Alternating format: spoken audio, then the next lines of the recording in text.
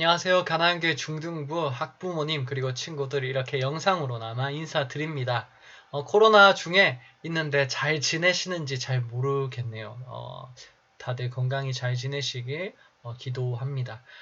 오늘은 또 고린도 교회 전후서를 공부하도록 하겠습니다. 지난 시간 데살로니가 전후서를 공부했고 오늘은 고린도 전후서를 공부할 텐데요. 오늘은 또 색다른 교회, 문제가 많은 교회를 한번 살펴볼 건데 오늘 영상은 특별히 제가 사는 기숙사 방에서 찍었습니다. 그래서 제 룸메 방이고요. 브이로그처럼 막 보여주고 싶지만 저 혼자 사는 방이 아니기 때문에 양해 부탁드리고요.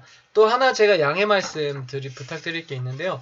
29페이지를 펴보시면요. 거기 1번 문제에 갈로 열고 모르시겠다면 20페이지의 분쟁 부분을 읽어주세요 라고 적어놨는데 제가 이거 편집을 제가 급하게 하다 보니까 조금 실수가 있었습니다. 이게 뒤로 밀리는 거를 제가 생각을 못해가지고 20페이지가 아니라 22페이지의 분쟁 부분을 읽어주시면 감사하겠습니다. 22페이지의 분쟁 그 중간쯤에 있는 그 부분을 확인해 주시고 문제를 또 풀어주시면 감사하겠습니다. 그럼 바로 영상을 시작하도록 하겠습니다.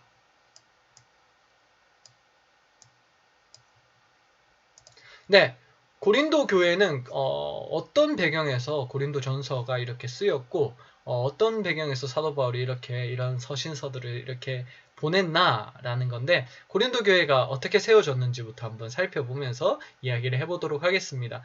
사실 데살로니가 전후서 영상을 잘 봤다면 고린도에 언제 사도 바울이 갔는지 좀 아실 텐데요. 이 지도 좀 봤었죠. 지난 시간도 봤고 지지난 시간도 봤었죠. 지금 3주째 보고 있는데요. 2차 전도 여행 때 데살로니가 교회에 사도 바울이 3주 정도 머물렀고 그 다음 베레아에 갔다가 베레아에서 도망쳐서 유대인들이 쫓아오니까 도망쳐서 아덴으로 가고 아덴에서 잠깐 머물고 설교하다가 다시 고린도로 건너가서 1년 반 동안 체류하고 세운 교회가 고린도 교회입니다. 그래서 보면 사도 바울이 아덴을 떠나서 고린도에 이르렀고 디도 유스도라는 사람의 집에 들어갔고 1년 6개월 머물렀다. 그래서 2차 전도 여행 때 1년 반 동안 머무르면서 세운 교회가 바로 고린도 교회입니다. 그런데 고린도 교회의 소식과 그러면 왜 이렇게 고린도 교회를 교회에 이렇게 서신을 보냈는가라고 했을 때 고린도 교회의 소식을 듣고 또한 질문들을 드렸기 때문입니다. 무슨 말이냐면 고린도전서 1장 11절에 보면 글로의 지편으로 너희의 소식들을 내가 들었다라고 하는데 좋은 소식이 아니에요. 데살로니가 전서에서는 좋은 소식을 듣고 기쁜 마음으로 편지를 썼는데 고린도 교회에서는 너무 안 좋은 소식들을 들은 거예요. 그래서 너무 너희가 문제가 많구나 해서 약간 교훈하고 훈계하는 그런 내용들이 고린도 전서에 담겨 있습니다. 그리고 그게 고린도 후서까지 이어져요. 고린도 약간 미리 말하자면 고린도 전설을 듣고 고린도 교회 사람들이 회개하기는커녕 화를 내면서 사도 바울을 배척했거든요. 그래서 그것들이 뭐 이제 처리하는 과정 가운데 고린도 후서가 또 쓰였다는 것을 기억하시면 좋겠고 조금 이따 다시 이야기해 보도록 하겠습니다. 그래서 앞부분에 보면 어쨌든 글로의 지편으로 이렇게 소식을 들었어요. 그래서 그거에 대해서 훈계를 하고 뒷부분은 너희가 쓴 문제, 질문에 대해서 내가 대답하겠다라고 해서 고린도 교회가 질문한 것을 뒤에서 대답합니다.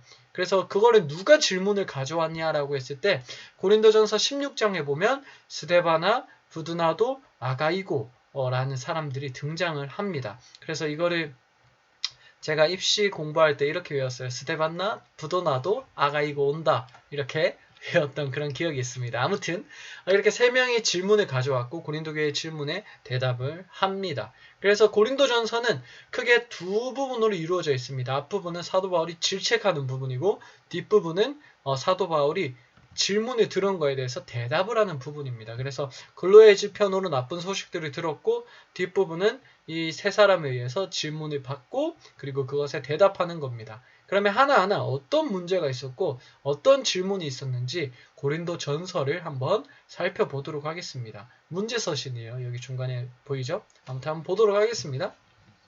첫 번째 문제는 분쟁이 있다는 것입니다.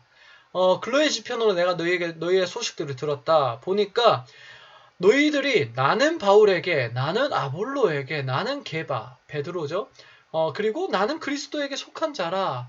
그래서 아무래도 사도가 있고 지도자들이 있다 보니까 분파가 나뉜 거예요. 고린도 교회에서. 그래서 나는 사도 바울파야, 나는 베드로파야, 나는 아볼로파야 라고 하면서 서로 막 싸우기 시작했다는 것입니다. 그래서 특별히 그래서 사도 바울이 이것에 대해서 우리는 아무것도 아니다, 하나님이 제일 중요하다라고 계속 이야기를 하면서 너희가 왜 싸우느냐 라고 이야기를 하는데, 한편으로 이 싸움의 이유가 뭐냐 하면 이 사람들이 서로가 지혜 있다라고 생각하면서 내가 아볼로에게 속했고 내가 게바에게 속했고 내가 누구에게 속해서 내가 잘 지혜롭고 우리가 지혜롭다, 우리가 속한 분파가 지혜롭다 하면서 서로 싸운 거예요. 그래서 사도 바울이 너희가 일단은 우리는 하나님의 종일 뿐 아무것도 아니다, 씨를 뿌리는 자나 물 주는 자나 아무것도 아니로되 그것을 키우는 하나님이 중요한 거다라고 말한 다음에, 그리고 너희가 그렇게 지혜가 있다고 분쟁을 하는데 너희 세상의 지혜는 사실 아무것도 아니다. 십자가가 세상에서 보기에는 정말 미련한 것이지만 그것을 통하여서 하나님은 능력을 보이셨지 않느냐라고 이야기를 하면서 너희가 이 세상에서 지혜 있는 줄로 생각하거든 어리석은 자가 되라 라고 이야기를 합니다. 내가 지혜 있다라고 이제 분쟁을 한다는 소식을 들었던 거예요. 그래서 분파가 나뉘고 내가 자기가 지혜롭다라고 분쟁을 하니까 사도 바울이 이렇게 하나님께만 집중하고 지혜는 어리석고 낮추는 것이 오히려 지혜이다 라고 그렇게 사도 바울이 충고하고 있습니다. 그리고 두 번째 문제는요, 너희 중에 심지어 음행이 있다 함을 들었다라고 하는데 어떤 거냐 하면 아버지의 아내를 취하였다. 그러니까 아마 배다른 어머니를 이렇게 결혼했던 것 같아요. 그래서 아버지의 아내를 취하였다라고 해서 그런 사람에 대해서 사도 바울이 어떻게 하냐면 그 사람을 교회에서 잠깐 출교시키도록 합니다. 출교시켜서 이거는 근데 아예 이제 죽어라 그런 것이 아니라 구원 못 받는다 그게 아니라 여기 고린도전서 5장 4, 5절에 보면 주 예수의 능력으로 이런 자를 사탄에게 내주었다 이런 거는 교회 밖으로 보냈다는 거예요. 이건 뭐냐면 육신은 멸하고 영은 주 예수의 나라에 구원을 받게 하려 함이라. 이게 무슨 뜻이냐면요, 조금 어려울 수도 있는데 출교는 사실 회개의 수단으로 일어납니다. 그러니까 너 교회에서 나가서 구원해서 끊어져가 아니라 너의 잘못이 이 정도로 크다라는 것을 보여주고, 그래서 교회에서 나간 다음에 다시 회개했을 때 다시 돌아오게 하는 거예요. 그래서 회개할 수 있게 하고 자신의 죄를 깨달을 수 있게 하는 그런 기회를 준다는 것입니다. 그래서 이 사람을 잠깐 교회에서 출교시켜라 라고 이렇게 사도 바울은 권하고 있습니다. 그리고 또 세 번째 문제가 있는데, 교회 안에서 아무래도 분쟁이 있다 보니까 서로가 고발이 있었나 봐요. 세상 법정에 가서 고발을 서로 하는데 이거에 대해서 사도 바울은 너희가 오히려 고발하면서 오히려 너희가 허물이 뚜렷하다, 누가 잘했느냐 잘못했느냐가 아니라 서로 고발하는 시점에서 이미 둘 다 잘못이 있다. 그래서 차라리 속임 당하는 게 낫지 않느냐라고 하면서 고발을 그렇게 서로 하지 말고 좀 신앙인으로서 서로 양보하고 용서할 것을 사도 바울은 이야기하고 있습니다. 그 다음에 이제 여러 가지 질문들이 나타나는데요. 7장부터 첫 번째는 성에 대한 질문들입니다. 6장 후반부터 나타나는데 어쨌든 뭐냐 하면요, 여기에서 성에 대한 당시 고린도 교회의 상태가 있었어요. 뭐냐면 6장 12절에 보면 모든 것이 가하다 라는 사람들이 있었습니다.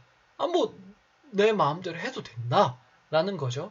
그리고 두 번째로는 또 극단적으로 성에 대해서 너무 배척하는 사람들, 결혼을 했는데도 성에 대해서 너무 배척해서 난 주님만 볼 거야 하는 사람들도 있고, 극과 극이었던 거예요. 이 고린도 교회의 상태가. 그래서 사도 바울은 여기에 대해서 좀 지혜롭게 이야기를 합니다. 그래서 뭐가 무조건 답이니까 율법적으로 순종해 이렇게 말하는 게 아니라 성의 문제에 있어서는 사도 바울이 여기서 보면 이 고린도전서 7장에 보면 좀 신기한 게 성경에 거의 보이지 않는데 갈호가 등장해요. 그래서 이거는 내 주님의 뜻이 아니다, 내 생각이다 라고 하면서 갈로로 표시를 하면서 이렇게 하는 게 좋겠다 하면서 상황에 따라서 이렇게 이야기를 하면서 주님의 명령과 자신의 의견을 구분합니다. 그런 지혜를 보여주면서 상황에 맞고 지혜롭고 또 부끄럽지 않도록 그렇게 성에 있어서 처신을 하여라 라고 이야기를 합니다. 그리고 또 약간 여기서 재밌는 부분이 있는데요. 사도 바울의 이제 종말론을 잠깐 알 수 있는 그런 부분입니다. 뭐냐면 26절에 보면 7장 26절에 보면 주님이 곧 오실 수 있다. 그러니까 지금 결혼을 굳이 안 해도 된다. 결혼 안 하는 것도 나쁘지 않다. 괜찮다라고 이야기하는 점이 있습니다. 왜냐하면 사도 바울은 사역 초기, 중기 정도까지에 있어서는 아무래도 자신의 때에 예수님이 오신다고 생각했던 것 같아요. 그래서 지금 곧 예수님 오실 수 있으니까 결혼을 안 해도 좋다라고 그렇게 이야기를 하는데 사실 그건 사도 바울이 잠깐 몰랐던 거고요. 그래서 나중에 사도 바울이 디모데 후서에서는 내가 이제 죽을 거다라고 하면서 이제 주님 예수님 오시기 전에 자기가 먼저 죽을 거를 알고 있죠. 그래서 조금씩 사도 바울이 신앙적으로 성숙하고 그리고 점점 하나님의 뜻에 대해서도 알아가는 그런 것들이 고린도 전후서뿐만 아니라 사도 바울 서신서를 보면 조금씩 나타납니다. 어쨌든 고린도 전서를 쓸 무렵에 있어서는 조금 종말론에 있어서 내 때에 오시겠구나 그런 생각이 조금 있었던 것 같습니다.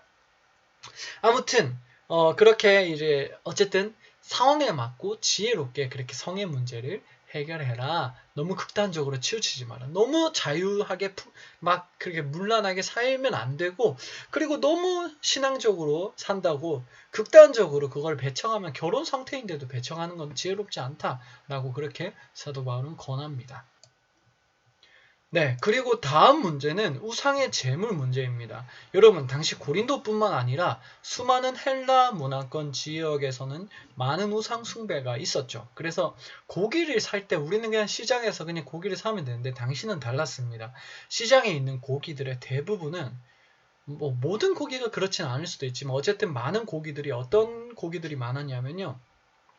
우상에게 바쳐진 짐승이 바쳐지고 짐승이 죽인 다음에 우상 앞에서 이제 바쳐진 다음에 남은 고기들이 시장에 나와서 그렇게 팔리는 경우가 많았던 거예요. 그래서 이거에 대해서 사람들이 이제 고민을 하는 거예요. 왜냐하면 우상에게 바쳐진 건데 내가 먹어도 돼? 라고 하면서 양심의 가책을 느끼는 거예요. 근데 여기에 있어서 사도 바울이 두 가지 지혜를 보여줍니다. 첫 번째는 답을 제시해요.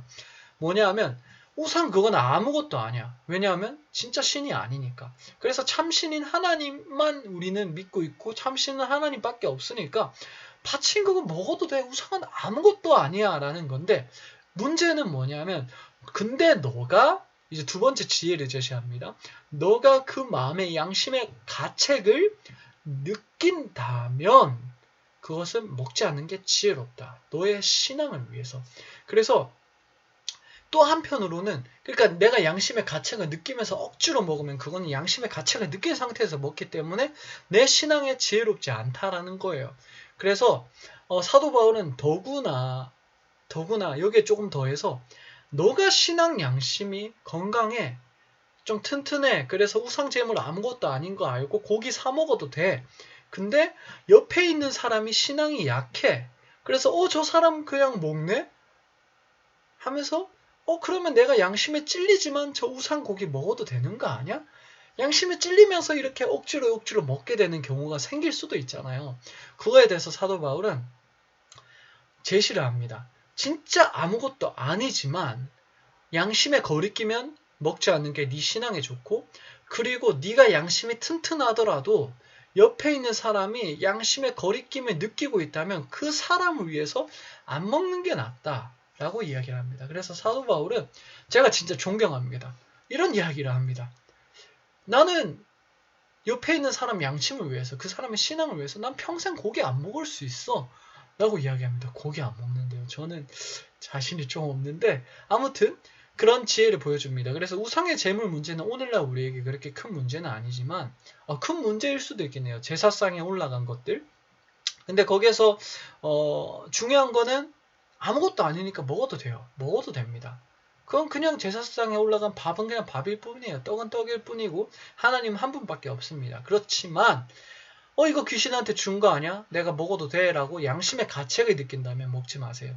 먹지 마시고 또한 한편으로 여기서 중요한 메시지를 주는데 꼭 우상 문제가 아니더라도 양심의 가책을 내가 느끼는 거에 있어서 함부로 하지 않는 게 지혜로운 거고 또한 옆에 있는 사람의 양심을 위해서 내가 내 행동을 조심하는 게 조금 지혜로울 수 있다. 그래서 예를 들자면 술 마시는 거 그런 거 들 수 있죠. 세상 사람들이 어쨌든 우리나라 문화권에선 선교사님들이 술 안 마시는 문화를 만들었어요. 기독교인으로서.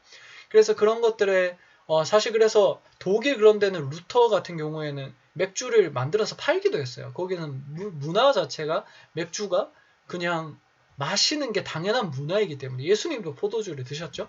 근데 우리가 지금 안 먹는 거는 세상 사람들의 양심을 위한 겁니다. 우리나라는 좀 말이 길어지는데 아무튼 좀 거두절미하고 어쨌든 우리나라에서는 술을 안 마시는 게 기독교인으로서의 문화로 자리 잡았어요. 술, 담배 안 하는 게. 근데 그거를 만약 우리가 한다고 했을 때 옆에 있는 사람들의 양심의 문제가 거리낌이 생길 수가 있다는 거예요. 그래서 하지 않는 것이 지혜로운 것이다 라는 것을 기억하면 좋겠고, 그리고 개인적으로 술은 취하면 영적으로 침체가 일어납니다. 그런 것들 조금 기억하시면 좋을 것 같습니다. 아무튼 넘어가도록 할게요. 그리고 신령한 것에 대해서, 그러니까 교회의 질서, 그리고 좀 영적인 것들에 대해서 질문을 합니다. 사실 고린도 교회는 문제가 정말 많은 교회인데 은사가 많은 교회였어요. 성령의 은사가 너무 많다 보니까 서로 그 안에서도 네가 잘났느니 내가 잘났느니 하면서 싸움이 일어나고, 예배의 질서에 있어서도 한 사람이 방언을 하고 이 사람도 방언을 하고 막 중구난방으로 막 예배의 공적인 질서가 무너질 정도로 서로 은사를 자랑하는 그런 게 있었던 거예요. 그래서 사도 바울이 딱 정리를 하죠. 고린도전서 14장 40절에 보면 모든 것을 품위 있게 하고 질서 있게 하라. 그러니까 예배에 있어서 신령한 것들이 막 그렇게 있어서 좋지만 자기 자랑하려고 예배에서 계속 방언하고 뭐 예언을 하든지 뭐 여러 가지 활동들이 일어나면서 예배가 방해되니까 그것보다는 질서 있는 것이 중요하다라고 이야기를 하면서, 또한 고린도전서 12장 끝부분에서는 그 모든 은사보다 제일 중요한 게 사랑의 은사다라고 해서 고린도전서 13장 사랑장이 나타나죠.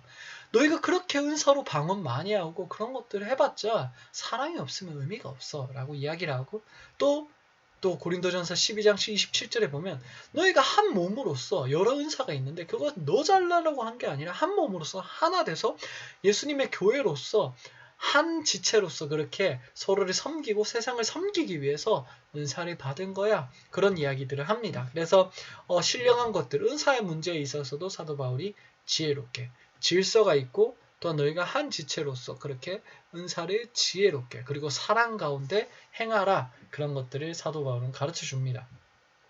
그리고 연보 이야기가 있는데, 연보는 뭐냐 하면 이제 헌금이라고 해야 될까요? 그러니까 예루살렘 교회가 좀 기근이 들고 좀 고생을 많이 했어요. 좀 가난한 사람이 많아서 예루살렘 교회를 돕기 위한 목적 헌금이죠. 그런 헌금들을 걷는 이야기를 고린도전서 말미에서 또한 합니다. 기타 질문이 있는데 아까 신령한 것 안에 포함되는 질문이기도 한데, 고린도전서 11장에 보면 여자들이 머리에 뭐 쓰는 그런 문제들이 있었습니다. 그래서 보면 이게 뭐냐면요.